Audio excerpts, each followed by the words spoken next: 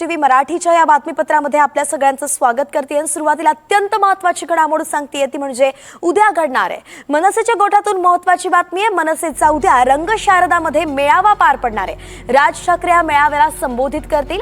सर्व पदाधिकाऱ्यांना मेळाव्याला उपस्थित राहण्याचे आदेश आहेत। तर राज ठाकरे पदाधिकाऱ्यांना यावेळी मार्गदर्शन करणार आहे। उद्या सकाळी हा मेळावा होणार असल्याचं कळतंय। मनसेचा अगदी पहिलाच मेळावा आहे युती जाहीर झाल्यानंतर, त्यामुळे राज ठाकरे पदाधिकाऱ्यांना कार्यकर्त्यांना काय सूचना करतायत, काय मार्गदर्शन करतायत याकडे सगळ्यांचं लक्ष असणार आहे।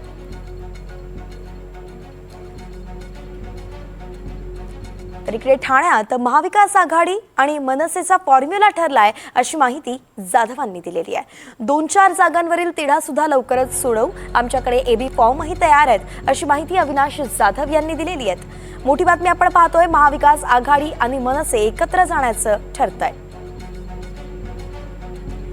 तर अविनाश जाधव यांच्याशी बातचीत केली आमचे प्रतिनिधी रिजवान यांनी, पाहूयात।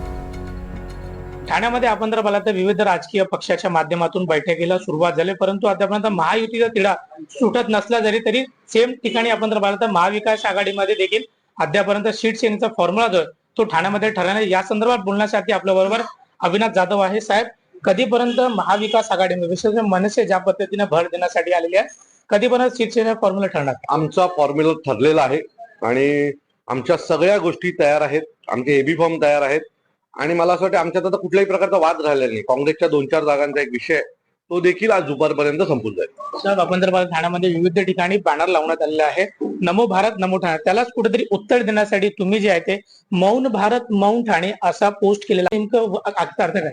माझा प्रश्न आहे की जर तुम्ही नमो भारत आणि नमो ठाणे असं जर म्हणत असेल तर हाच नमस्कार ठाण्याला, ठाण्याचं पाण्याचं धरण कधी येणार यावर जर पोस्ट लावली तर फार बरं होईल।